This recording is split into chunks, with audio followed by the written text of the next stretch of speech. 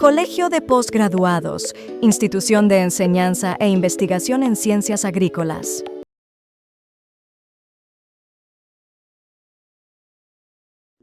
El posgrado en hidrociencias prepara recursos humanos en la solución de problemas del uso, manejo y gestión del agua.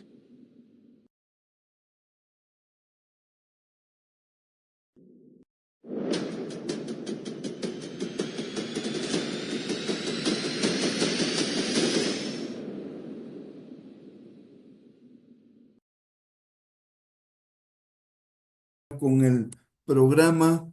En esta oportunidad, la doctora Antonia Macedo va a presentar al conferencista. Doctora, ya está por ahí. Doctor Hugo Perea Estrada, ya está por ahí. Si le pueden pasar el coanfitrión al doctor Perea, por favor. Eh, Muchas gracias, doctor Enrique Rubiños. Buenas tardes a todos. Bueno, pues gracias a toda la audiencia por permanecer todavía en este ciclo de conferencias por el Día Mundial del Agua. A continuación, como bien lo comenta el doctor Enrique Rubiños, pues tenemos el honor de presentar al doctor Hugo Perea Estrada. El doctor Hugo es hidrólogo e ingeniero en recursos hídricos con una amplia experiencia en modelación de aguas subterráneas, hidrología y gestión de recursos hídricos. Actualmente es modelador de aguas subterráneas en EKA Environment and Water Inc., donde apoya proyectos en el área de la Bahía de San Francisco, en el área metropolitana de Sacramento, en el condado de Orange, en California, en el área metropolitana de Seattle, en Washington.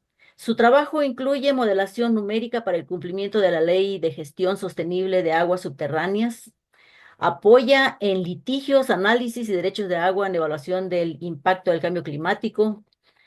Anteriormente, el doctor Perea trabajó en Matrix New World Engineering como hidrogeólogo, modelador de proyectos especializados en la gestión de las bases de datos geoespaciales, modelación hidrogeológica, construcción y calibración de modelos numéricos e investigación sobre recursos hídricos. El doctor Hugo también se desempeñó como hidrólogo en el Departamento de Recursos Hídricos en Arizona, donde desarrolló un modelo regional de aguas subterráneas para el área de Phoenix, Hassayampa, con el objetivo de simular escenarios de bombeo y proyectar la disponibilidad de agua a 100 años. Es ingeniero agrónomo, egresado de la Universidad de Chapingo, y obtuvo su maestría aquí en el posgrado en hidrociencias en el Colegio de Postgraduados. En 2025 obtuvo su doctorado en el Departamento de Ingeniería Agrícola y Sistemas Biológicos de la Universidad de Arizona. Posteriormente realizó investigaciones postdoctorantes en la Universidad de Nebraska Lincoln y en Texas A&M University, donde trabajó en modelación de aguas subterráneas y transporte de contaminantes, estimación de demanda de agua para cultivos y evaluación de sistemas de riego. El doctor Perea es experto en modelación de flujos de agua y transporte de solutos en medios porosos, hidrología hidráulica de canales abiertos, diseño de sistemas de riego, evapotranspiración geostadística, sistemas de información geográfica.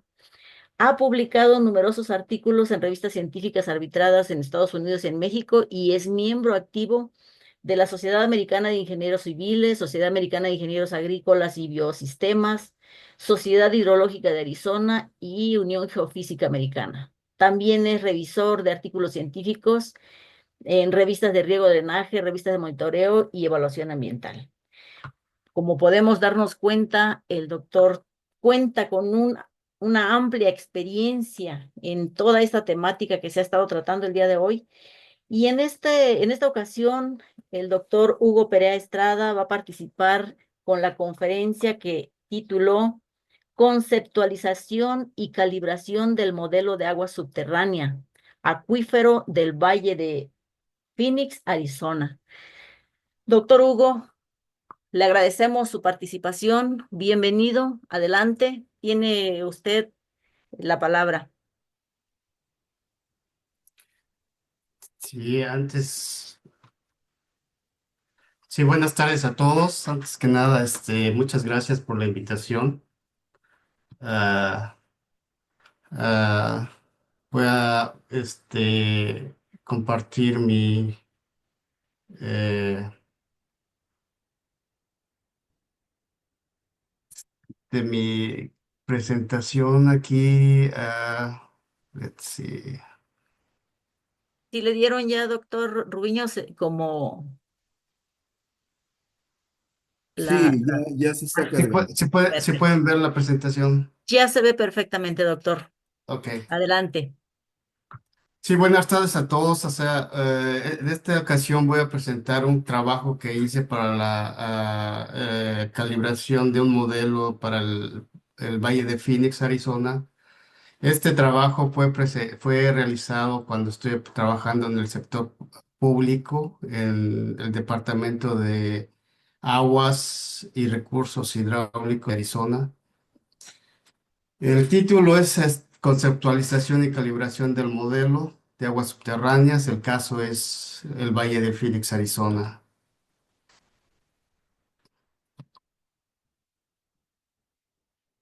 Lo que voy a platicar hoy en la tarde daré una primera introducción de lo que es el Valle de Phoenix. Después nos enfocaremos al al concepto, al modelo conceptual del modelo de aguas subterráneas, cómo se realizó la calibración en estado permanente y en estado transitorio, y en dónde son aplicados estos modelos aquí en los Estados Unidos, y cuáles son, y daremos algunas conclusiones acerca de esto. El modelo de Arizona es un modelo regional que abarca desde Florence, que es esta área aquí desde el este, hasta el Hasayampa, que es toda esta área. Es un acuífero aluvial, de origen aluvial, en donde convergen varios ríos. Tenemos el río Salado que tenemos aquí, el río Gila, que va desde el sureste al suroeste. Tenemos el arroyo o Santa Cruz. Aquí tenemos otro río que se llama río Agua Fría. Y este que está aquí es el río Jasayampa. Las áreas, está en esta área y ha crecido bastante y ahora se han anexado varias áreas de Phoenix y la ciudad ha crecido bastante en estos últimos años. El modelo es un modelo de agua regional. El área del acuífero es más de 1.7 millones de hectáreas. Y en ese acuífero, en toda esta área, pues hay varios tipos de pozos. Generalmente tenemos pozos de tipo doméstico, de uso doméstico, pozos de riego para uso de irrigación, pozos que son municipales, pozos para la industria y algunos otros. Hay algunos otros pozos que se utilizan para el monitoreo de las aguas subterráneas en esta área. El área verde es el área de agricultura y luego tenemos alguna área aquí que son vegetación nativa de los ríos. Es- el modelo conceptual, la calibración se realizó en régimen permanente y en régimen transitorio. Los periodos abarcan del año 1900 al año 2019. En el régimen permanente estamos hablando antes de que hubiera alguna perturbación por parte del ser humano en el acuífero. Y esa es antes del año 1900. Utilizamos varias condiciones de frontera, utilizamos lo que son las cargas específicas o las condiciones de Dirichlet. En Florence, que es esta área que está aquí en la parte inferior derecha, tenemos esta área que es la Greek. Greek es una reservación indígena. La estación, la localización de Maricopa Stanfield, que es una frontera, es una frontera que llega hacia otro acuífero que está aquí hacia el sur, que se llama Anal. Aplicamos la condición de carga específica en lo que es el Lake Pleasant y en Hasayampa. También tenemos durante el periodo de modelación conceptual, nosotros tenemos que varias áreas cercanas a los ríos, en épocas antes de que hubiera sido eh, afectada por las actividades humanas, teníamos vegetación nativa en los principales ríos y eso también se tomó en cuenta para la calibración del modelo. En esta, en este modelo utilizamos dos tipos de recarga. Una es la recarga natural y otra es la recarga que es de origen incidental. En esta recarga natural, nosotros definimos esta recarga natural en las partes altas de las montañas del modelo. Estas tienen eh,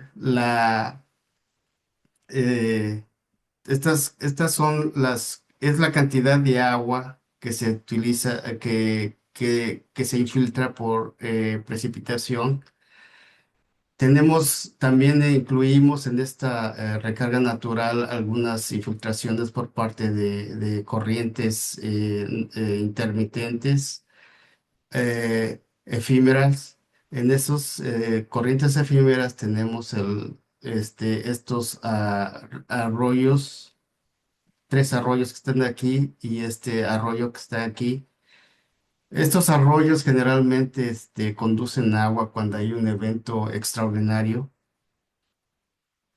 También tenemos otra recarga aquí en esta parte, la recarga 13. Esta recarga es muy importante porque es la recarga de agua que se deriva cuando hay algún evento extraordinario en esta parte, la parte norte del modelo, que es la ciudad de Scottsdale. En la, en la recarga incidental incluimos lo que es la recarga artificial, la recarga del San Carlos, del distrito de riego San Carlos. El distrito de riego San Carlos fue el primer distrito de riego aquí en Arizona que se fundó por decreto presidencial. Este distrito de riego fue decretado antes de 1900. Y ese distrito de riego abarca canales en lo que es la zona de Florence, son todos esos canales que tenemos aquí y que vienen desde el Gila River, desde el río Gila. También incluimos otros tipos de canales, que son canales que están en esta parte del modelo. Esos canales del modelo, de esa infiltración de canales en estas partes también fueron incluidas. En este modelo es importante de que cuando la ciudad está creciendo, se está desarrollando, los desarrolladores tienen que tener algunas ah, zonas de recreación. En esas zonas de recreación tienen que incluir los parques, tienen que incluir algunos lagos artificiales y tienen que tener campos de golf. Todos estos tipos de infiltración son muy pequeños, pero son importantes para la recarga del acuífero. El Phoenix o Arizona, empezó a desarrollarse. La agricultura se empezó a desarrollar en los años, en el siglo XVIII. A principios del siglo XIX, empezó a incrementarse más. Sin embargo, la mayor cantidad del agua que fue suministrada por las corrientes superficiales. Pero después de 1940, después de la guerra, la Segunda Guerra Mundial, hubo un incremento significativo de la superficie de la zona de riego. Este incremento significativo se debió por dos factores. Un factor es de que las bombas para la extracción de agua fueron más eficientes y la otra es de que tenían que producir más productos agrícolas. Sin embargo, después de 1950, 1960, el número de la cantidad, el área agrícola fue reducida considerablemente, y eso se ve reflejada en este mapa. En este mapa tengo lo que es el área azul, son las áreas que son zonas cultivadas durante 2000, el año 2000, 2009, 2010, 12, 14 y 16. Si ustedes notan, el área agrícola ha sido reducida considerablemente. Ahora, en 2019, el área fue reducida a menos de 160.000 acres. Es algo así alrededor de 60.000 hectáreas. Cuando estuvo en 1900, en el año 2000, mil, eh, después de la guerra, en 1945 a 1950, 60, el área, había más de 1 millón de hectáreas en estas sembradas en el Valle de Phoenix. Para estimar la recarga agrícola tuvimos que tomar diferentes eh, valores sobre eficiencia sobre usos consultivos de los diferentes cultivos que se sembraban en Phoenix durante ese tiempo. Tuvimos que incorporar los tipos de los sistemas de riego que había y la variación durante el cambio de los diferentes sistemas de riego a sistemas más eficientes. Además, también incluimos lo que es la eficiencia de riego. Compilando todos estos parámetros, estimamos que la recarga del acuífero solamente por la agricultura es más o menos de 3.7 pies por año, es alrededor de 1 metro, 1,20 metros.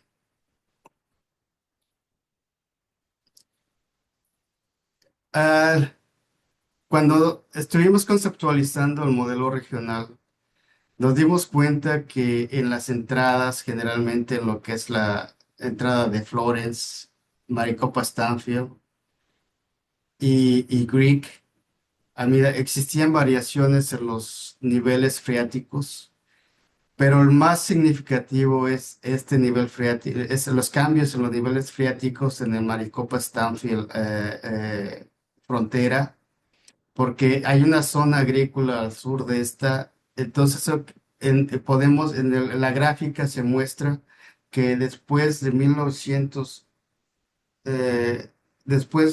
de 1980, 50 creo, no puedo ver muy bien aquí. Después de 1950 hubo una variación, un cambio de los niveles freáticos en donde se revertieron los niveles freáticos.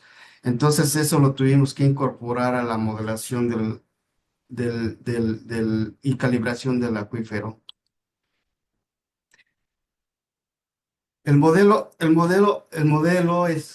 un modelo de diferencias finitas, donde se asumió una malla de media milla, son casi 64 hectáreas alrededor. El acuífero es de origen aluvial y se definieron tres capas del acuífero.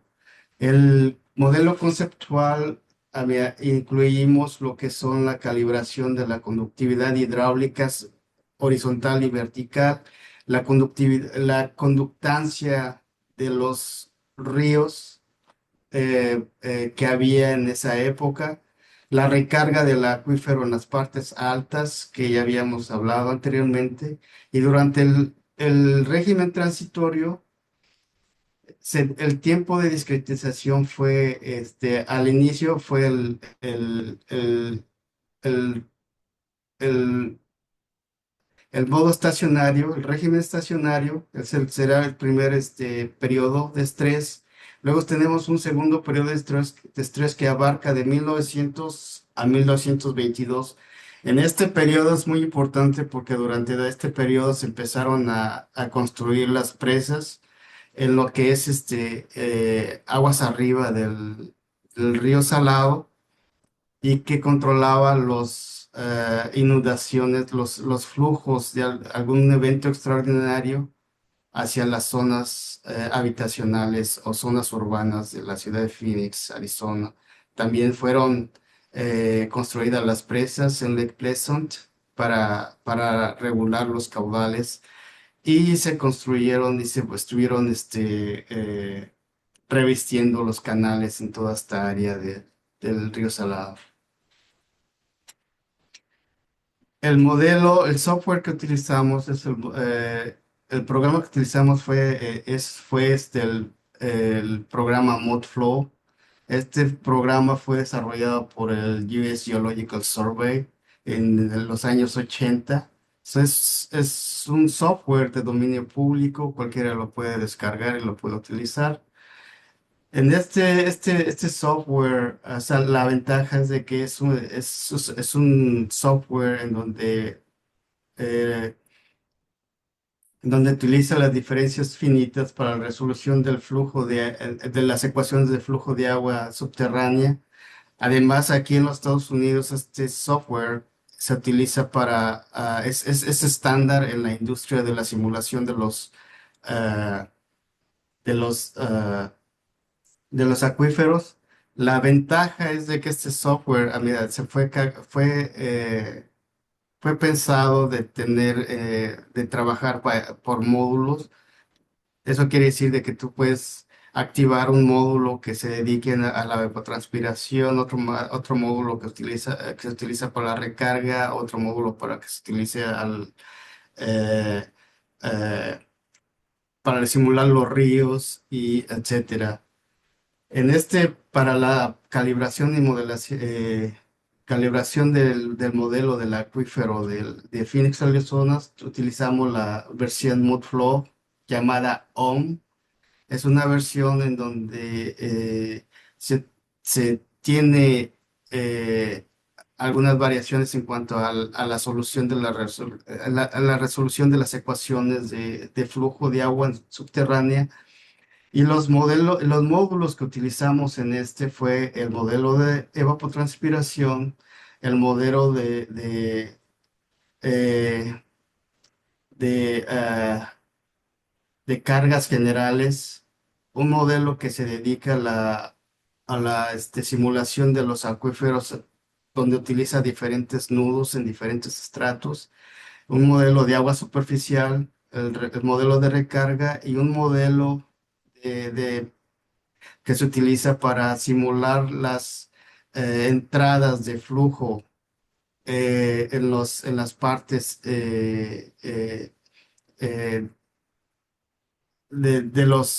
donde entran donde se inician los ríos. Modflow, mira, existen varias versiones gráficas comerciales. Estas versiones gráficas, pues podemos tener lo que es el Groundwater Vistas, el Visual Modflow y estas versiones, pero tienen algunas limitaciones. El problema es de que cuando tú las utilizas no puedes utilizar todas las opciones que tienen los diferentes módulos. Además, necesitas hacer un pago adicional si requieres alguna ayuda técnica o si requieres utilizar algún algoritmo de solución que pueda así reducir el tiempo de simulación. Durante la calibración, nosotros utilizamos para el manejo de los datos, utilizamos lo que es ArcGIS, utilizamos algunos scripts de Python, utilizamos la Excel y la base de datos SQL. Además, decidimos correr el programa en terminales 2, en donde también fue muy fácil activar los agentes cuando estuvimos corriendo el modelo en paralelo, donde corríamos casi como 200 modelos al mismo tiempo. La ventaja es de que estas son son algunas opciones que nos ayuda a disminuir el tiempo de calibración. En la calibración utilizamos PEST, que es un programa desarrollado por John Doherty. Este PEST generalmente se corre y empieza a optimizar la solución, los parámetros de tal manera de que va reduciendo el número, el residuo. La versión que utilizamos nosotros se llama PEST HP. Esta versión nos permite para utilizar diferentes eh, computadoras al mismo tiempo o enviar bastantes computadoras al mismo tiempo. Y generalmente en este modelo, cuando estuvimos calibrando en estado permanente, utilizamos casi como 2000 puntos. Y ya en estado transitorio, pues casi llegamos a los 5000 puntos. Me refiero a puntos desde que 5000 corridas simultáneamente. Al principio, cuando estás conceptualizando tu modelo, siempre tienes que tener bien claro cuánta agua es la que entra y cuánta es la que sale. En esta tabla podemos observar cómo se ve o sea, cuántas son las entradas y cuánto es la salida en estado permanente, donde incluimos lo que es cuánto fue en agricultura, cuánto fue de infiltración de canales, de algunas corrientes efímeras, de algunos drenajes, mayores drenajes, la recarga, los flujos abajo de los ríos. Ah, ¿Y cuánto es la salida de la evaporación? ¿Cuánto fue el bombeo que se tenía durante esa época? Esto es muy importante porque te da una idea de cuánto son esas salidas y entradas. Entonces, tú puedes utilizar esa información para, para decir si tu modelo está bien calibrado o no está bien calibrado. El régimen estacionario tuvimos primero teníamos que estimar lo que es la conductividad hidráulica inicial. En esa conductividad hidráulica eh, utilizamos más de 490 pruebas de bombeo que donde se tomaron niveles de agua en recuperación y durante la extracción. Además de esas 490, 72 pruebas se tuvieron que ser reanalizadas. Con esta información de todas las pruebas de bombeo, pudimos obtener lo que es eh, una curva en donde relacionamos la capacidad específica y la transmisividad. Durante este régimen estacionario, pues no hubo mucha información de niveles freáticos. En- Nada más pudimos obtener 199 valores para calibrar este tipo de régimen estacionario. Como ya había informado, utilizamos PEST para la calibración. En PEST tuvimos que utilizar más de 3.300 puntos pilotos en donde conocíamos algún valor de la conductividad hidráulica. Eso quiere decir de que teníamos que correr el modelo 330 veces, 3.300 veces, y ya con eso generábamos lo que es la sensibilidad del modelo hacia cada uno de los parámetros a calibrar. Ah, en PES hay una opción que se llama SVD Assist, que es una técnica en donde se reduce el número de parámetros al mínimo. Como ya había informado, los parámetros calibrados fue la conductividad hidráulica horizontal, la conductividad hidráulica vertical. Se calibró lo que es la recarga del escurrimiento en las partes altas, la recarga de las corrientes intermitentes, la evapotranspiración. Cuando calibramos la evapotranspiración, utilizamos la simulación Monte Carlo para estimar cuánta agua se evapora durante el régimen estacionario. La constancia de las corrientes, pues utilizamos algunos multiplicadores. En esta gráfica podemos observar la relación de eh, s- la capacidad específica y la transmisividad para cuando los niveles de agua fueron tomadas durante el bombeo o cuando se estaba recuperando el acuífero. Como se puede observar aquí, cuando se empieza a recuperar el acuífero, pues tenemos una correlación mucho más elevada que cuando el pozo está bombeando agua. En en esta gráfica podemos observar los puntos azules son los puntos en donde tenemos las pruebas de bombeo y donde pudimos asumir algún valor de la conductividad hidráulica, pero utilizando interpolación extendimos esos valores hacia todo el modelo, el dominio del modelo.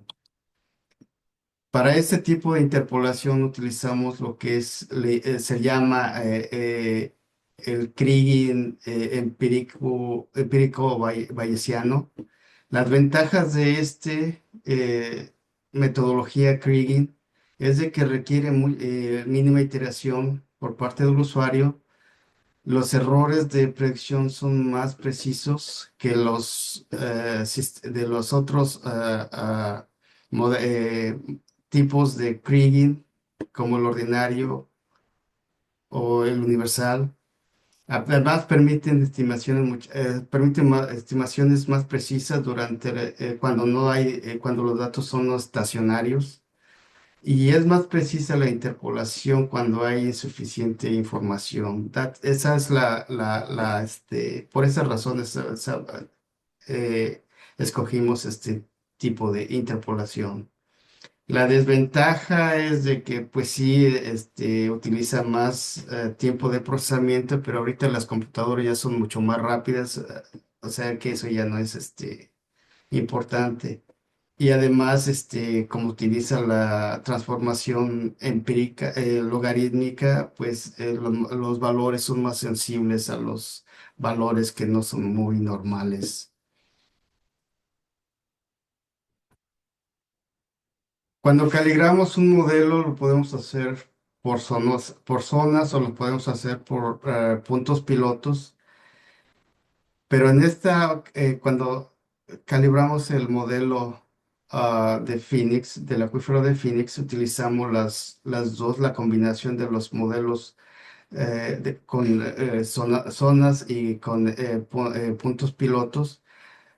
Los puntos pilotos son aquellos en donde conocemos algún valor debido a que conocemos la conductividad hidráulica o algún parámetro y lo podemos extender hacia los otros puntos de tal manera de que podamos cubrir la, la totalidad del área de modelación. Usando estos puntos, pues incorporamos lo que es la variabilidad espacial en cuanto a las propiedades físicas de los acuíferos. Aquí podemos observar los resultados. En la gráfica de la izquierda podemos observar los niveles observados con los niveles simulados. Y de los 199 valores, solo 7, 8, 6 valores pues están fuera, no están dentro de la gráfica uno a uno. Eso quiere decir de que eh, nuestra calibración fue bastante satisfactoria. Además, la mayoría de los valores residuales, de los valores residuales, pues se encuentran dentro de un rango de menos más 20 pies. Eh, los cuando se calcularon los niveles, las curvas de nivel que observamos del lado izquierdo fueron resultado del modelo de calibración y en donde estos curvas de nivel fueron comparados con las curvas de nivel que fueron obtenidas eh, por los geólogos y por el USGS en esa época. En la gráfica de la derecha podemos observar las, eh, las curvas de nivel del agua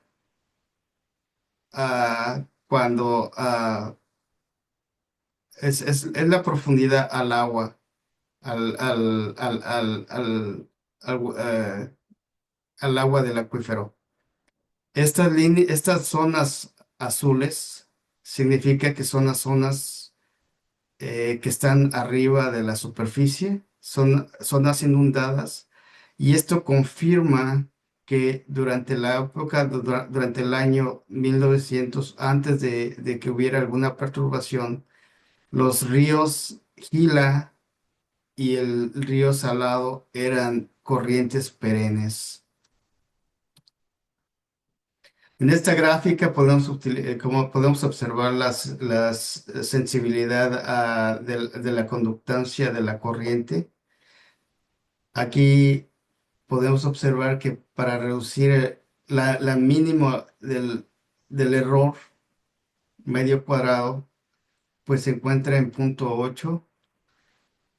Y en la gráfica de la derecha, podemos observar las diferentes conductancias al inicio del río y al final del río para todos ríos que para el río Salado, el Gila, el río Santa Cruz, Agua Fría y Jasayampa. La calibración es de la evapotranspiración, utilizamos la simulación Monte Carlo. En esta gráfica se pueden observar, corrimos el programa más de 1000 veces para obtener toda esta información y en el histograma podemos observar que la media de todas esas corridas de modelo se encuentra en 164 mil ah, acres por año. Es, eso es casi, déjame ver, es casi, no tengo la conversión a sistema métrico, pero sí es una buena cantidad de agua.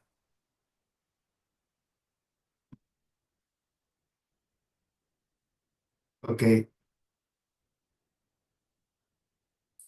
aquí podemos observar la conductividad hidráulica de la capa superior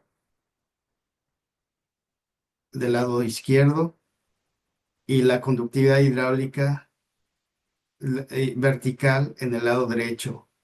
Las zonas verdes obscuras son zonas en donde la conductividad hidráulica es alta y estas zonas coinciden con las zonas en donde pasa el río y además coincide con las zonas en donde pasaba el río Salado hace mucho tiempo, que sería esta parte que tenemos aquí.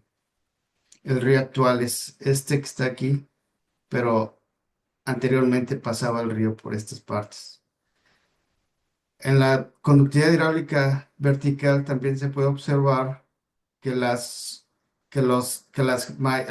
conductividades verticales más grandes, altas, se encuentran en donde se encuentran los ríos Gila, el río Salado y el río Santa Cruz. Durante la calibración en el régimen transitorio, pues utilizamos lo que ya había comentado, utilizamos la herramienta PEST. En esa herramienta PEST estuvimos checando que toda durante la calibración el objetivo, la minimización fuera decreciendo durante cada iteración. Si el modelo hay algunas veces PEST da valores muy exagerados y tu simulación puede saltar. Ese es cuando decides que ya tienes que parar la calibración y checar los resultados.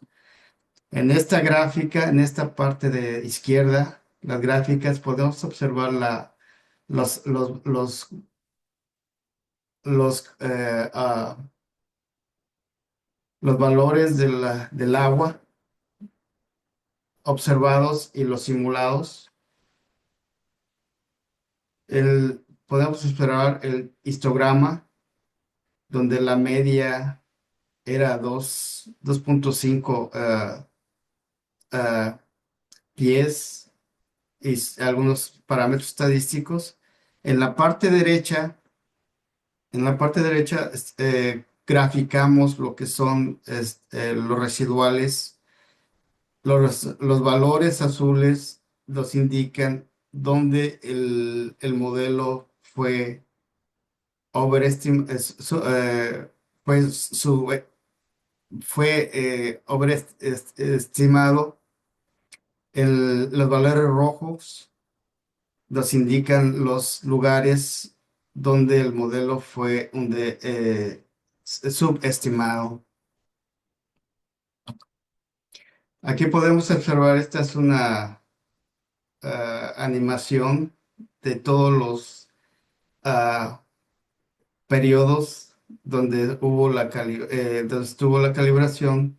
En esta gráfica, en estas curvas de nivel, podemos observar cómo las recargas artificiales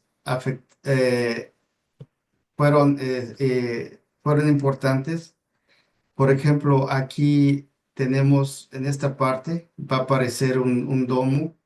En ese domo, esta es la recarga de una zona artificial que se llama Tonapa. También en esta parte que está aquí hay otra recarga, zona de recarga, si os pueden observar. El modelo captura muy bien cuando hay recargas en los acuíferos. También en esta parte que está aquí hay una zona de recarga y en esta parte que tenemos acá hay otra zona de recarga del agua, se llama agua fría. Además, en estas partes de Gilbert, Chandler y Mesa, tenemos zonas de recarga y eso es lo que se puede observar. El modelo captura muy bien esas zonas de recarga. También pudimos comparar los, los niveles freáticos observados con los simulados. En la primera gráfica que tenemos aquí, en esta gráfica, tenemos un mapa en donde los valores, en donde se presentan los valores más altos utilizando el parámetro Nash and Sutcliffe Efficiency. Y estos son los lugares en donde podemos decir de que la calibración estuvo bastante bien. Del lado derecho, hacemos la comparación de los valores observados y los calibrados y podemos observar de que se pudo calibrar bastante bien el modelo en régimen transitorio. Aquí tenemos varias gráficas que representan diferentes periodos. La gráfica durante el periodo de 1945, ustedes pueden observar de que no había mucha perturbación de los mantos acuíferos. En esta época fue cuando apenas empezaban la extracción del agua del acuífero. Antes de esta época, generalmente el agua superficial abastecía a toda la población y además abastecía a las zonas agrícolas. Y por esa razón, pues, los valores observados, los niveles freáticos observados y los simulados, pues, se encuentran dentro del 1 a 1 curva. Pero después el modelo empezó a perturbarse aún más, porque después de la Segunda Guerra Mundial, que terminó en 1945, empezaba a incrementarse las zonas agrícolas en Phoenix. El modelo se empezó a perturbarse y aquí se puede observar que en 1952 ya no se pudo, los niveles observados y los simulados pues no están dentro de la curva 1 a 1. En 1965 pues la perturbación fue más drástica y así en 1982 pues se pueden observar de que hay varios niveles freáticos que no observados que no fueron capturados por la simulación. Y es que debido a los periodos de transición drástica que hubo en cuanto a la agricultura durante esos periodos. ¿En, en dónde pues, son utilizados estos modelos aquí en Arizona? Estos modelos generalmente son utilizados para establecer lo que son las políticas hídricas del estado, en donde lo principal es establecer programas de sostenibilidad en el suministro de agua en las zonas que ya están aseguradas, además del abastecimiento de agua en otras zonas donde no hay un abastecimiento adecuado. Durante sostenibilidad, el modelo se tiene que correr, se tiene que simular, el modelo tiene que simular después, tienes que simular 100 años adelante del periodo que se fue calibrado. Y el objetivo principal es de que al hacer la simulación a futuro, pues se tiene que checar de que no sean afectados los proveedores de agua o algún pozo en, en ciertas áreas. También estos modelos son utilizados para la recarga artificial, en donde la recarga artificial se utiliza en lo que es cuánta agua se puede inyectar, si si hay algunas lagunas de percolación como la que podemos observar en la fotografía.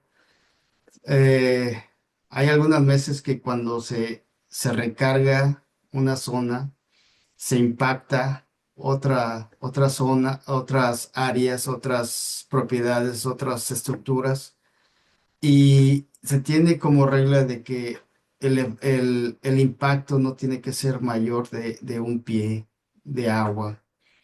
Además, se utiliza para dar permisos en lo que es pozos de recuperación. Hay algunas veces de que se dan los permisos para pozos, se les dice cuánta agua pueden bombear, pero hay veces que el propietario no bombea esa cantidad, entonces ahorra esa agua y es a lo que le llaman créditos. Y esos créditos, pues, son depósitos de ahorro de agua, se van a los almacenamientos de agua subterránea. Aquí les voy a mostrar unos ejemplos. En este ejemplo, de la mano izquierda, del lado izquierdo, tenemos una zona de recarga, que es la rosa. Entonces, el propietario de esta zona de recarga quería bombear agua de estos dos pozos que tenemos aquí.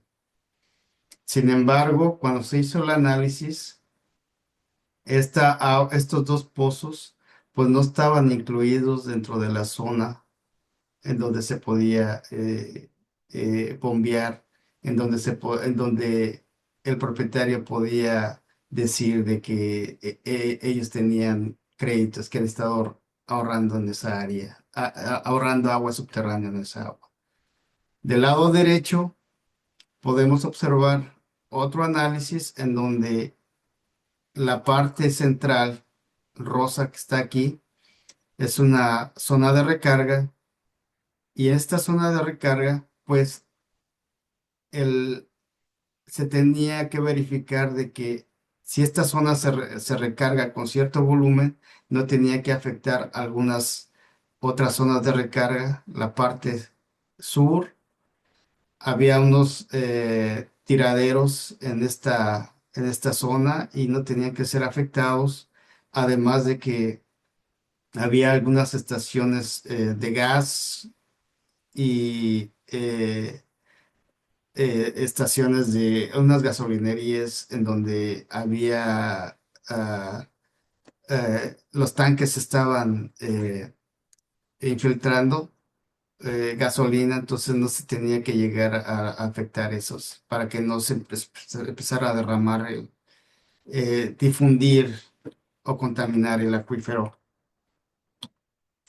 También aquí tenemos otro ejemplo. En este ejemplo tenemos una zona de recarga. Esta zona que estoy señalando aquí son unos lagunas, pero aparte hay un río aquí que utilizan para infiltrar agua. El propietario de o la institución quería bombear agua de un pozo que está en esta área, pero al hacer el análisis se detectó de que este pozo no estaba dentro del área en donde esta institución había ahorrado agua.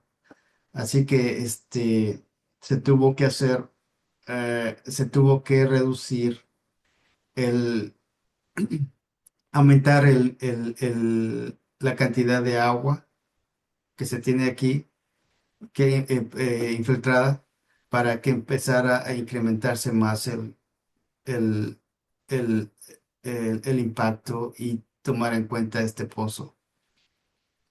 Del lado derecho tenemos otro ejemplo. En este ejemplo se utilizó el modelo para simular eh, cómo se distribuye el agua. El agua se inyecta, la institución o el propietario de este pozo lo que quería era aumentar la cantidad de inyección, el volumen de agua en esta parte de aquí. Entonces se tenía que hacer un análisis de tal manera de que nos dijera si había algunos pozos municipales que iban a ser afectados al incrementar el volumen en esta parte. Eh, los volúmenes fueron incrementados poco debido a que había un pozo municipal que era afectado. En en este modelo utilizamos, eh, para este análisis utilizamos el modelo calibrado, más aparte un modelo de transporte de contaminantes.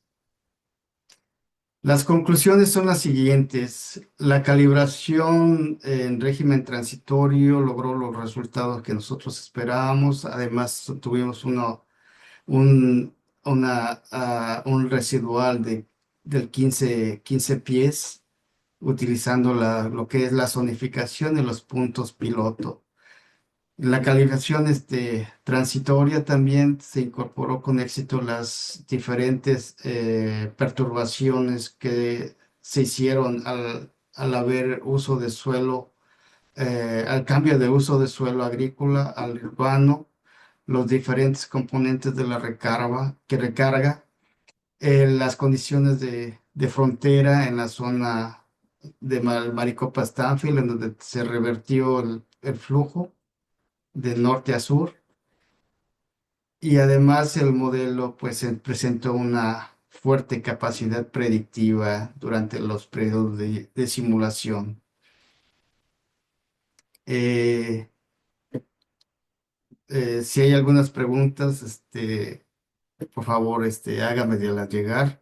Mi correo electrónico está aquí abajo y esta es la compañía en caso de que ustedes quieran ver qué es lo que hace la compañía. Muchas Muchas gracias. gracias, doctor Hugo. Una presentación muy ilustrada, muy bastante interesante. Doctor, antes de darle la palabra al público Ujú.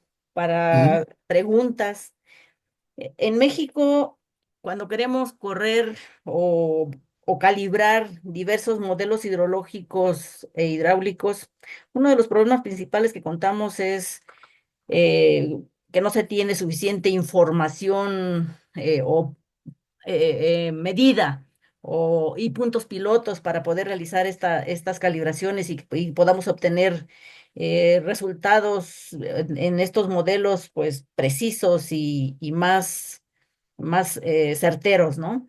En Estados Unidos, en particular ahí en Arizona, donde usted ha estado trabajando, eh, ¿cómo se tiene? ¿No tienen ese tipo de problemas, me lo imagino? ¿O sí se tienen también problemas de datos medidos? ¿O cómo ustedes pueden obtener toda esta información para los datos, para poder calibrar los modelos justamente? Bueno, primeramente, en el estado de Arizona hubo un problema muy grave del agua en los ochentas, donde los niveles freáticos decrecieron bastante. Durante esa época, los legisladores, los políticos, decidieron de que tenían que establecer alguna política hidráulica, hidrológica en cuanto al acuífero. So, empezaron a trabajar en la recopilación de información. Toda esa información se metió, se tiene en base de datos, pero hay otra información en la que las instituciones federales fueron tomando información, pero esa información se encuentra en documentos escritos, o sea, no se encuentran en base de datos, En formato digital. en formato digital. Entonces, es muy sencillo hacer ese tipo de... la cuestión es de que cada vez que una persona pide un permiso para construir un pozo, esa persona eh, tiene que dar una descripción del perfil del pozo, tiene que dar la información de los niveles freáticos cuando tomó cuando hizo la perforación o un pozo de observación, tiene que dar información de cuánta agua es la que piensa bombear y luego tiene que hacer una prueba, ya sea por 24 horas, al mínimo tiene que hacer la prueba de 24 horas. Ya con toda esa información, pues esa información se la da al gobierno estatal y el gobierno estatal la captura y la pone en formato PDF. Pero esa información no se mete en bases de datos. En Ya. California, bueno, en Arizona hay mucha rivalidad en lo que son las instituciones federales, estatales y privados. Hay veces que los privados tienen información muy relevante en cuanto a niveles freáticos, pruebas de bombeo o otro tipo de información importante, pero es compartida con el estado a cuentagotas. Así que no hay mucha colaboración entre ellos. Entonces, cuando se construye un modelo, pues se tiene que tener eh, muchos contactos para que esos contactos pues te puedan dar la información que necesites para calibrar el modelo. Ajá. En California, hoy otra de las cosas es de que existen algunas reservaciones indias en donde el gobierno federal y el gobierno estatal no tienen derecho de ir a tomar los niveles freáticos, entonces esas zonas no se tiene nada de información y muchas veces se tiene que asumir y hacer cierto tipo de malabarismos para que el modelo sea, ah, disminuya la incertidumbre en esas áreas. Sí, sí, En sí. California tenemos el Departamento de Recursos Hídricos, tiene bases de datos, tiene programas para modelos de simulación, pero también existe esa rivalidad también, o sea, de que hay información que la tienen los privados, que no es compartida con los estatales o los federales o cosas por el estilo. Pero que todo está en base de datos y es muy rápido si quieres actualizar algún modelo, si quieres desarrollar algún modelo. En México tuve oportunidad de trabajar o de tratar de obtener información niveles freáticos de una zona del norte del país, pero fue casi imposible, ¿no? Sí, sí, sí, sí. Entonces, no hay, no está, la información no está en base de datos y aparte de eso, pues está en documentos y esos documentos no están en la web, en el sitio web y pues casi no se tiene mucha información. Sí, así es, casi la información que cada quien recaba la tiene de manera particular, no se genera en una base de datos compartida y es un problema realmente recopilar información para poder calibrar modelos de este tipo. Y Sí. pues, bueno, pues muchas gracias por su respuesta, doctor. Le vamos a dar la palabra al doctor Julián González, que tiene la mano levantada, después al doctor Excel y después al doctor Héctor. Tenemos tres manos levantadas. Doctor Julián, por favor. Muy bien, muchas gracias. Un gusto saludarte, Hugo. Hey, Julián, ¿cómo estás? Sí, compañeros ahí en hidrociencias, ¿verdad? Claro Y que de, y sí, de más, y de compañero de más Hidrociencia. tiempo, de más cosas. Claro que Muy sí. bien. Oye, justamente por eso de lo que se está diciendo, efectivamente, esta parte que explicas, pues es un reto muy interesante y bueno, ya lo dijiste, trabajar con Monflow. El Monflow depende de qué datos le metamos y qué datos nos da, ¿verdad? Con todo este esquema que tú mencionas. Aquí en Ujú. México, bueno, también tú trabajaste algunas cosas, nosotros hemos trabajado algunos modelos con Monflow de algunos acuíferos o parte de algunos acuíferos para Grupo Peñoles y para otras cosas. Y bueno, ellos a veces tienen información que nos permiten, pues obtener mejor, realizar mejor modelo, ¿verdad? Calibrarlo y un poco validarlo. Eh, una pregunta que te quiero hacer, doctor Hugo, es y que tiene que ver con esto de la información. eh, Obtener los datos o hacer las pruebas de bombeo, sobre todo las pruebas de bombeo para obtener la conducta hidráulica, el rendimiento específico, entre otras, pues es un reto, ¿no? Porque no está tan trivial, pues sí, eso. Entonces, con respecto a ello, te quiero preguntar, las pruebas de bombeo que ustedes analizaron, esas 400 y después 100 y algas, lo hicieron en pozos de observación o pozos de operación. Y con sonda o ya había alguna red de piezométrica para medir con level oyer. Y luego finalmente, ¿con qué método interpretaron esas pruebas de bombeo, doctor Hugo? Si nos podrías apoyar con eso. Ok, las pruebas de bombeo que se hacen aquí son pruebas de bombeo mínimamente tienen que ser por 24 horas. Esas pruebas de bombeo, hay veces que son pruebas de bombeo realizadas en el pozo o hay veces que tienen pozos de observación alrededor de la prueba de bombeo. Existen varios métodos. Aquí se utiliza, generalmente hay pozos que tienen data loggers que están tomando eh, eh, niveles freáticos cada 6 horas.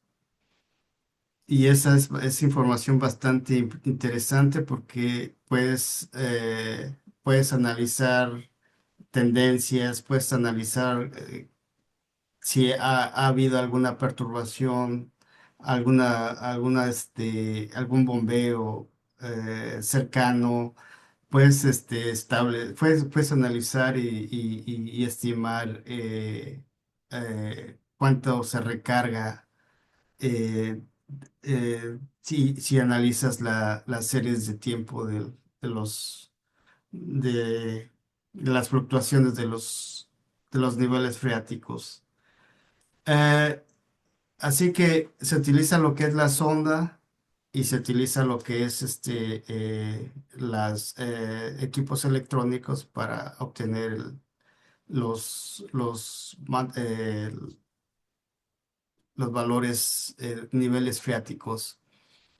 Luego, ya se utiliza, cuando ya se, pero esto, los niveles freáticos se toman cuando está bombeando y cuando está en recuperación. Y después de eso, pues se analizan dependiendo del tipo. Lo que pasa es de que hay diferentes zonas en donde tú puedes aplicar ties y se ajusta muy bien a tus valores de la prueba de bombeo.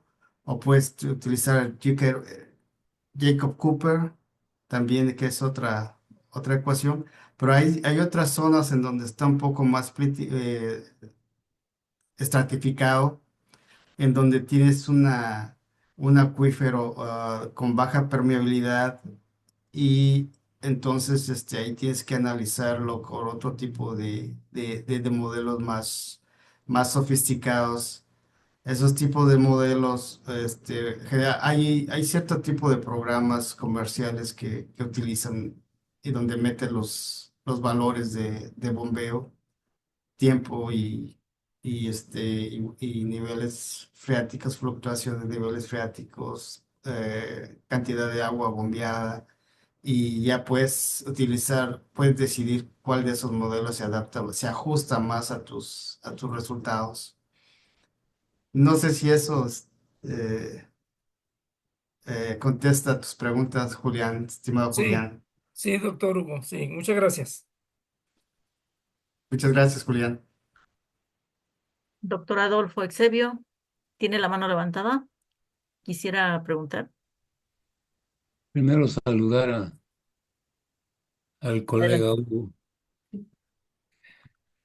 Hace, ¿qué será? Nos vimos en el Hidrociencias en el colegio, si no mal recuerdo, antes de la pandemia, ¿no? Sí, antes de la pandemia. Que estuvo por acá Hugo platicando sobre realidades de México. Oye, Y Hugo, allá estuvimos. oye, Hugo, más que preguntas o cuestionamientos, además de felicitarte, ¿no? Por el nivel que has alcanzado. Este tipo de herramientas.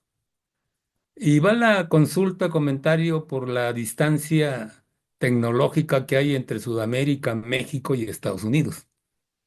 En la Ujú, formación, pues las herramientas, la investigación, la ciencia, nos llevan 20, 30 años. Es la leyenda, ¿no? Eh, Estos modelitos, ahí Julián menciona el Flow, pues lo conocemos ya hace muchos años, ujú, lo usan en la UNAM, lo usan en la empresa privada. Lo usa Salvador Peña, que es nuestro profesor especialista en aguas subterráneas. Hay mucha diferencia de certidumbre, de error en el desarrollo de estos balances, digamos, de simulación de los acuíferos, de entradas, recargas, salidas. Ese es el primer comentario. ujú. Lo segundo, yo entiendo que estos estudios se hacen con fines de predicción de comportamiento. Ajá. Digamos, a mediano o largo plazo, con fines de planeación en los diferentes usos del agua. Ok. Ahora, comentabas que es una decisión, intervención, digamos, de gobernadores, de autoridades, etcétera, etcétera, ¿no? Que toman decisiones y hay una política hidráulica, hídrica, etcétera. Entonces, todos esos estudios que realizas o que se realizan y que dan diferentes alternativas, predicciones y usos con fines de planeación, si son aplicados. Y la otra, si de acuerdo a la normatividad y las leyes, seguimiento, control, penalización del mal uso, del incumplimiento de esa planeación, hay un control. Ujú, Porque acá no lo hay, mano. Tú lo sabes. Entonces, primero, la parte de distancia tecnológica en los modelitos que estamos usando. ujú, Segundo, los fines de predicción con fines de planeación, que los encargan a las universidades, a las instituciones de enseñanza superior o la empresa privada. Se aplican con fines de planeación, con una normatividad, seguimiento, control y penalización. Hugo, ujú. Bueno, en cuanto a la primera pregunta, El Modflow, las versiones existentes del Modflow son de libre uso. Así que la versión que tenemos aquí, la que yo estoy utilizando, es la misma versión que puede utilizar una persona allá en México. O sea que no es mucha la diferencia. No hay diferencia más bien. Aquí en los Estados Unidos Modflow tiene varias versiones y ha estado evolucionando desde 1980.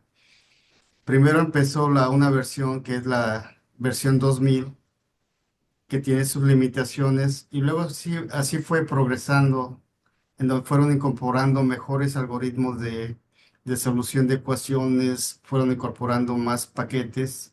Entonces ha estado progresando de tal manera de que ahorita la versión más actualizada se llama Modflow 6.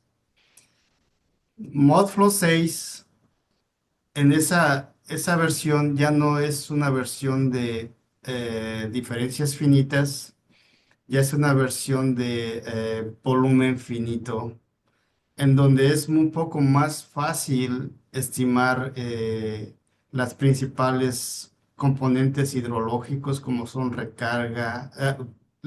principales entradas y salidas, como son las recargas, el bombeo, el, eh, lo que son los ríos, si hay alguna zona de subsidence, una zona donde se hunde, o pero además de eso, hay cierto tipo de versiones en donde ya son un poco más específicas, en donde se combina lo que es el modelo y el transporte de solutos. Y eso se aplica cuando hay algunos proyectos de la intrusión salina en las zonas costeras. Así que las versiones, o sea, no hay mucha diferencia en cuanto a eso. Yo diría que la diferencia que hay abismal es la cantidad de información. Actualmente estoy trabajando en un modelo que está muy detallado, son los modelos, o sea, el modelo que yo desarrollé es un modelo anual, pero existen modelos que son desarrollados a nivel diario, o sea que tienes que tener información a nivel diaria o a nivel mensual. Y en ese tipo de información tiene que estar incluido lo que son niveles de agua, niveles de evaporación, evapotranspiración de la planta, niveles cuánta agua se extrae a nivel diario, a nivel mensual. O sea, y toda esa información hay veces que está eh, disponible y hay veces que pues se tiene que asumir. En cambio, bueno, nada más he trabajado una sola vez en México en cuanto a la recopilación de ciertos valores de niveles freáticos pues no hay esas bases de datos que aquí se generan. Otra de las cosas es de que los legisladores, los políticos, pues crean esta política hídrica porque ya fueron afectados, ¿no? Por ejemplo, en Arizona, pues hubo una dramática sequía. Entonces fue cuando se prendieron las luces rojas y fue cuando empezaron a legislar y empezaron a poner más restricciones en cuanto a la extracción de agua del acuífero y en cuanto a cierto tipo de abertura hacia nuevas zonas agrícolas. En California, por ejemplo, pues tuvo que pasar lo que pasó en el año 2014, en donde había tantas extracciones de agua que los ríos se secaron, los lagos pues se secaron, no hubo suficiente agua. El agua estaba racionada en la ciudad de Los Ángeles, tenían que, fue el agua racionalizada, nadie podía tener pasto en sus casas. Entonces, hasta que hubo ese problema fue cuando empezaron a legislar y empezaron a establecer cierto tipo de políticas más reguladas y más estrictas. Y sí hay penalizaciones si alguna persona o alguna institución no la sigue. De hecho, aquí se puede, puede haber problemas de litigación, puede haber algunas litigaciones en cuanto a alguien está agarrando más agua de otra persona y cosas por el estilo, entonces pueden ser llevadas a juicio. ¿Cuál es la tercera pregunta, perdón? Sí, eso era prácticamente ya lo comentaste, Hugo. Ujú, Pues, nuestro pendiente, pues, son la ley, las normas, la gobernanza que llamamos acá, es el seguimiento, aplicación y el manejo, pues, del agua ya con los usuarios, principalmente con los productores de riego, ¿no? ujú, Y en las ciudades, pues, es otro uso que tiene otro enfoque, ya, digamos, difícil de interpretar, porque eso lo manejan, digamos, decisiones políticas.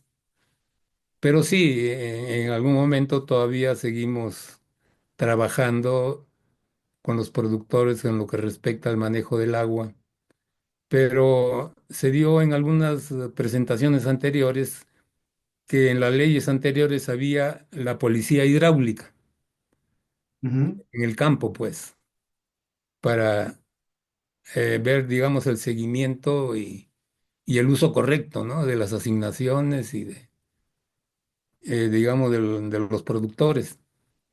Hay en proyecto nuevas leyes, pero ese factor, digamos, de control, digamos, y penalización a nivel de campo, de productor, pues lo seguimos como pendientes, ¿no?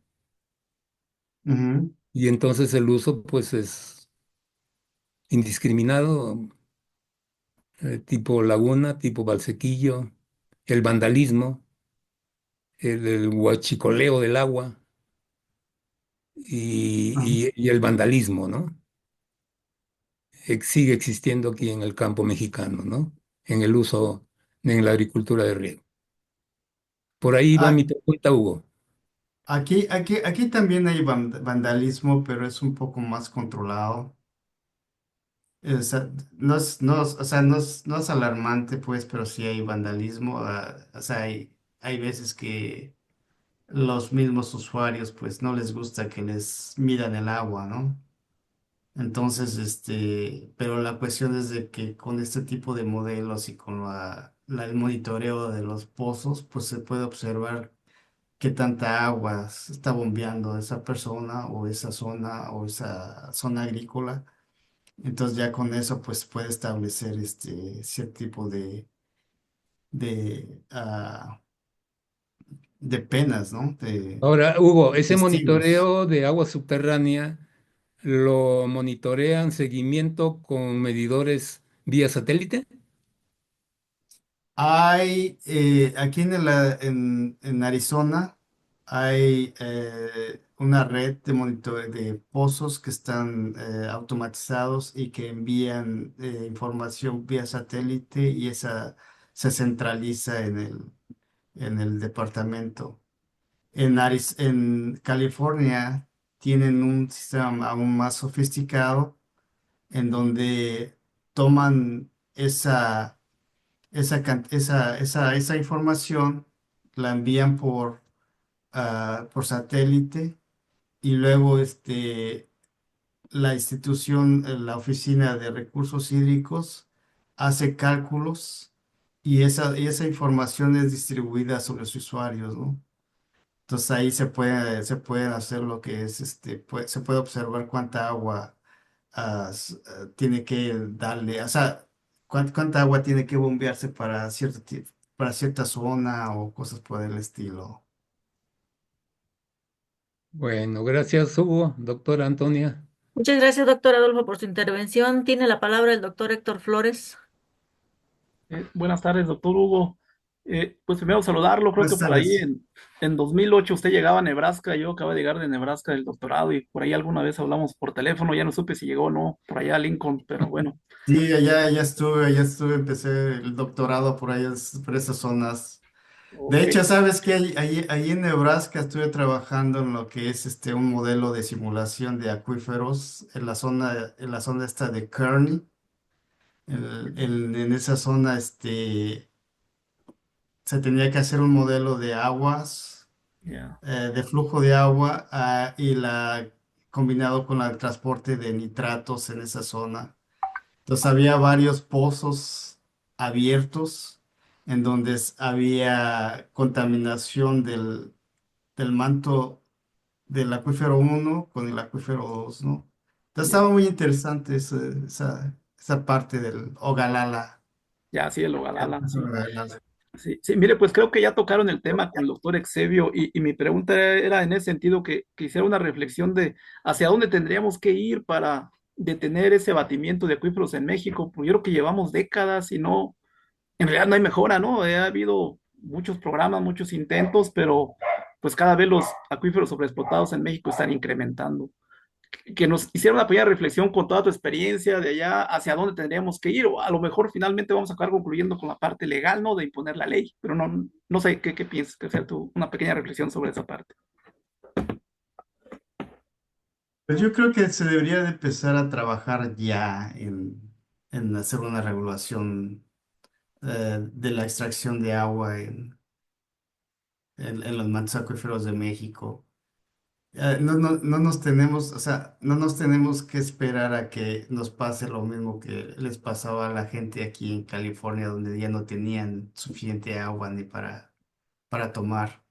Entonces, yo creo que sería importante de que ya las autoridades encargadas de de regular los acuíferos o el agua en México, pues se pusieran de acuerdo, ¿no? Me he dado cuenta que nada más hay cierto tipo definen cierto tipo de, de regulaciones en papel y nunca se aplica, ¿no? Entonces, yo creo que sí es importante que primero empecemos a establecer cuáles son las regulaciones principales, informar y y platicar con los usuarios de que es importante que se mida el agua y con base en eso, pues ya establecer las políticas hídricas por cada una de las regiones, eh, meter toda esa información que se recopila en base de datos y que toda esa información de base de datos sea de consulta libre, ¿no?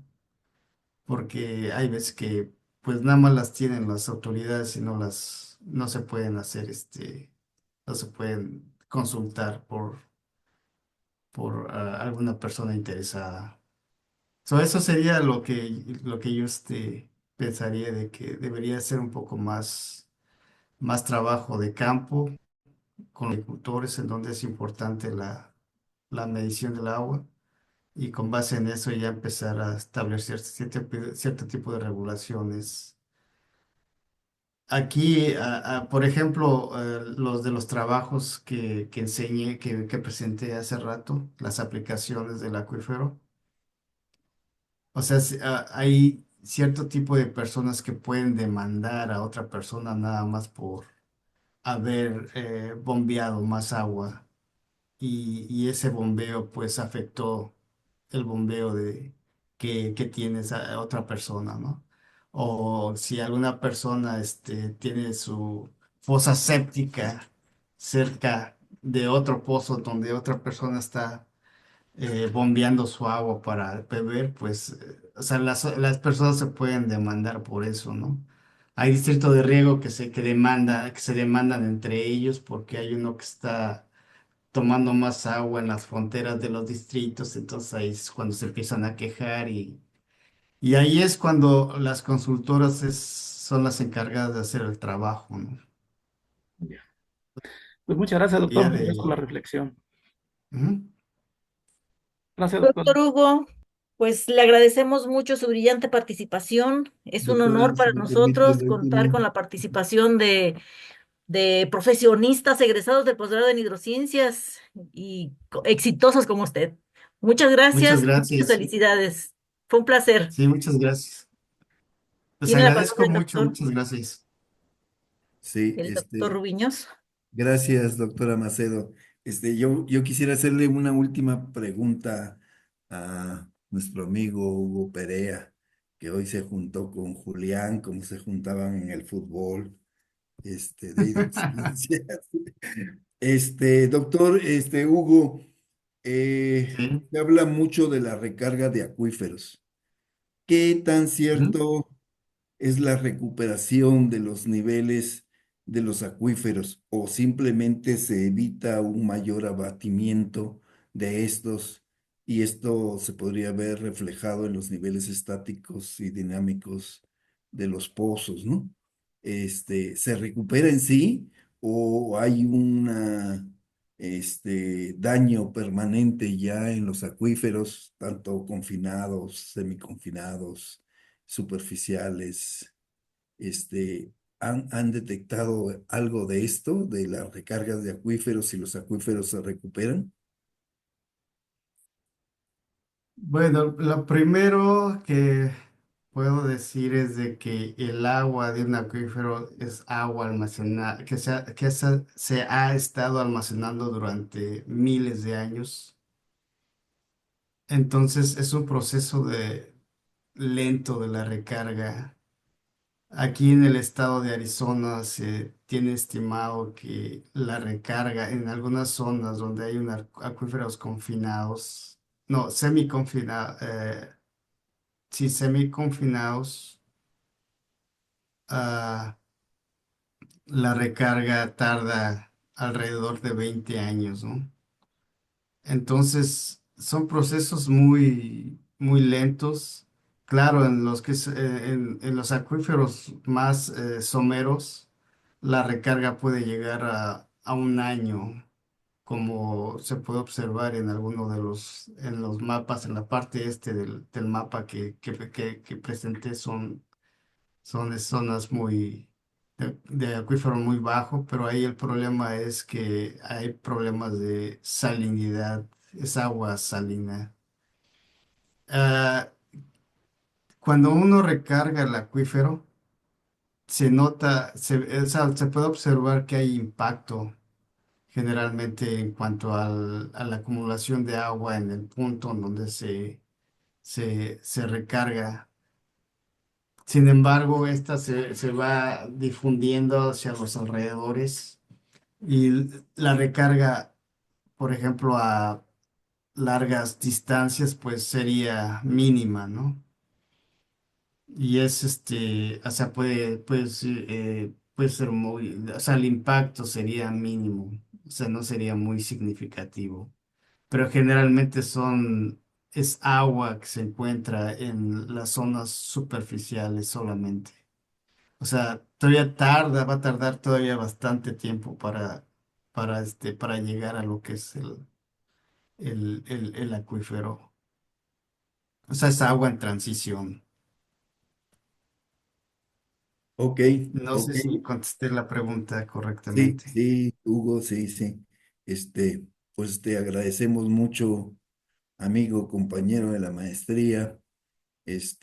Pues siempre eres bienvenido a esta tu casa Hidrociencias, al Colegio de Posgraduados, y qué gusto nos da que pues estés desarrollándote en estos temas, en estos software de moderación y la experiencia que has tomado pues es bastante amplia, ¿no? Bien, pues después de agradecer a Hugo y a todos los conferencistas de esta tarde y de la mañana, que todavía por ahí hay algunos, pues va llegando a su final este ciclo de conferencias que por el Día Mundial del Agua organizamos en el posgrado en Hidrociencias las tres líneas de generación y aplicación del conocimiento, el comité de posgrado y la coordinación de nuestro posgrado. Agradecemos a las autoridades que en un inicio nos dieron la bienvenida, un mensaje tanto de la doctora Reina Rojas, del doctor Mauricio Andrade y del doctor eh, Robles Berlanga, Héctor Robles Berlanga. Agradecemos también a todos los presentadores que nos han apoyado en este evento, a todos los asistentes de diversos países, de España, de Ecuador, de Perú, de Alemania, y algunos otros asistentes de otros países como Cuba, Venezuela, etcétera, etcétera, ¿no? Vamos a pasar al siguiente punto de nuestra programación.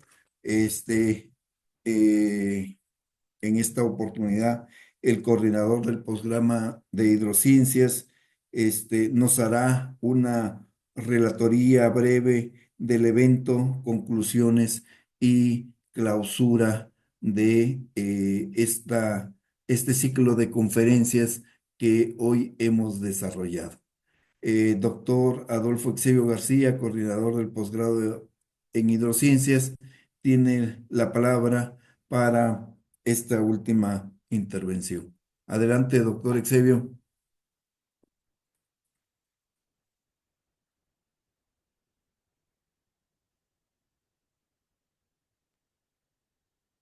Bueno, sí me escuchan, ¿no? ¿Ya están viendo la pantalla? Sí, ya se ve, ya se ve. Adelante, doctor. Bueno, vamos pues a concluir este maratón desde 12 horas, ¿no? Con un inter para la toma de alimentos. Bien, haciendo un resumen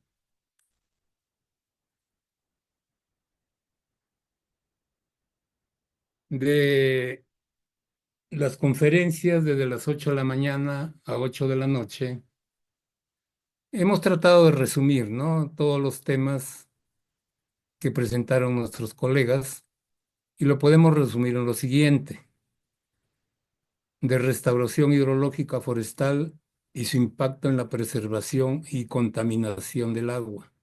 Otro tema, todos relevantes lógicamente, es la planeación de los recursos hídricos con modelos de simulación en el uso del agua en megaciudades. Otro tema, la conservación y preservación del agua en los glaciares de las cuencas hidrográficas.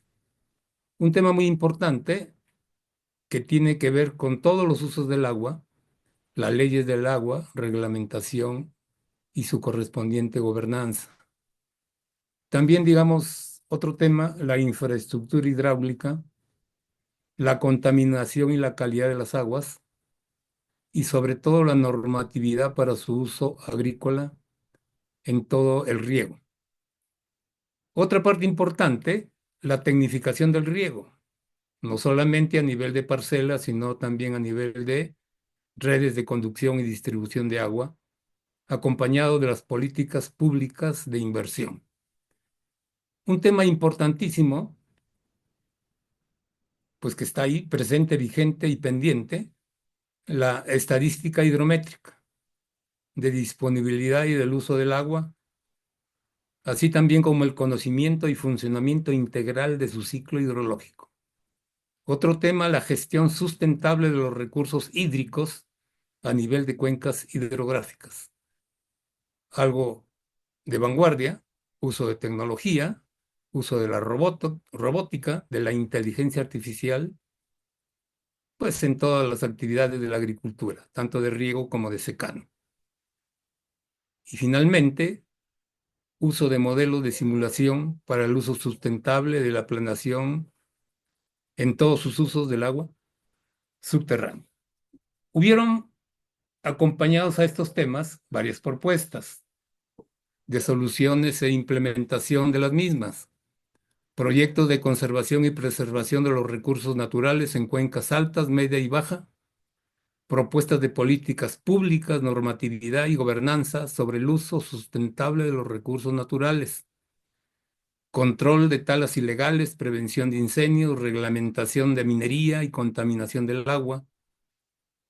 Otras propuestas, gestión y planeación integral en el uso de los recursos hídricos, desde el punto de vista social, técnico, ambiental, económico, manejo político, gestión e inversión, así como la inclusión y capacitación de los usuarios del agua en todas sus actividades.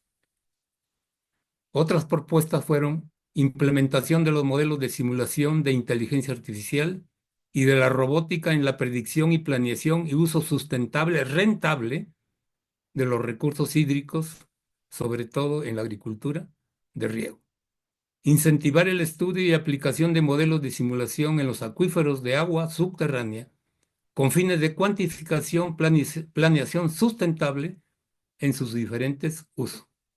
Otra propuesta importante, fortalecimiento, implementación, control y cumplimiento de las leyes, normatividad, gobernanza en el uso del agua en todos sus usos.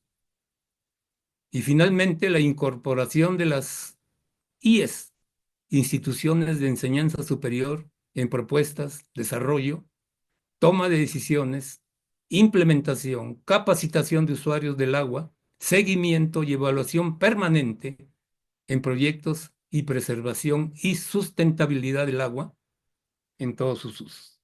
Este es un resumen, colegas, de los temas y propuestas.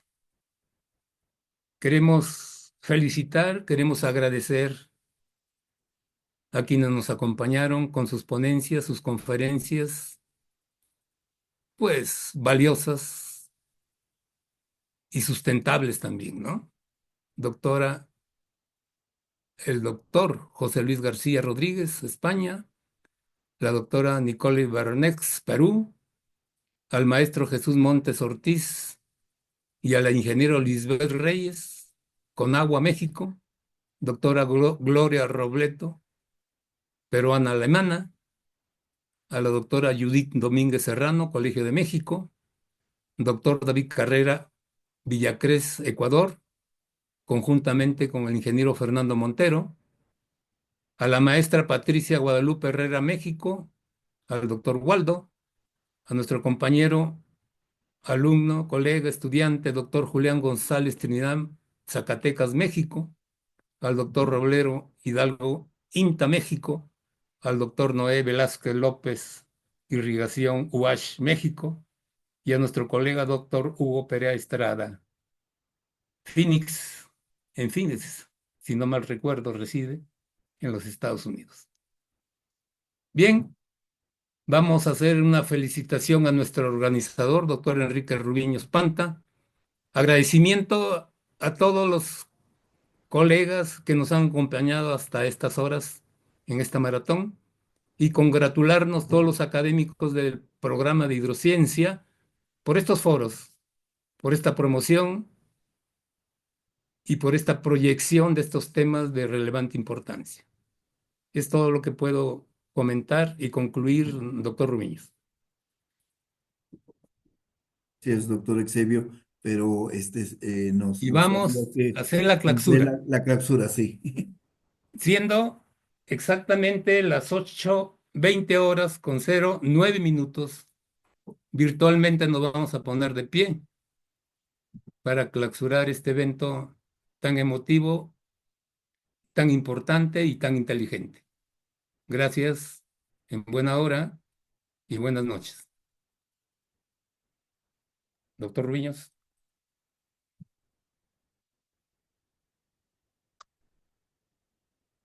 Esfuerzo de todo el posgrado que siempre está a la vanguardia de estos temas, que siempre está en la mejor disposición de contribuir a la sociedad mexicana, a sus instituciones, a los usuarios, y que siempre está ávido a retroalimentarse para nuestra investigación, educación y vinculación. Gracias también a los estudiantes que han participado y pues felicitarnos todos por este evento que se ha llevado a cabo hoy día con motivo del Día Mundial del Agua. Gracias a todos, buenas noches y estaremos pronto organizando nuevos eventos nacionales e internacionales. Gracias a todos.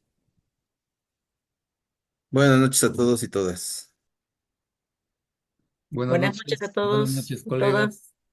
Ya no tomamos la foto, hombre. Ah, pues hay que prender las cámaras para tomarla. Hay que prender Buenas las noches a cámaras. todos. Gracias, buenas A noches. ver, Memo, la foto. Antes de que se vayan más, porque ya muchos se salieron. Sí.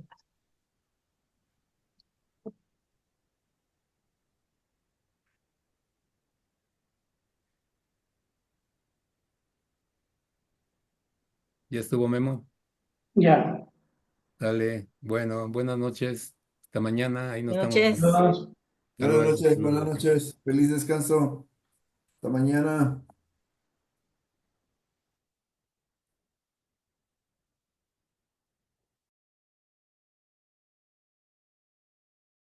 Colegio de Postgraduados, Institución de Enseñanza e Investigación en Ciencias Agrícolas.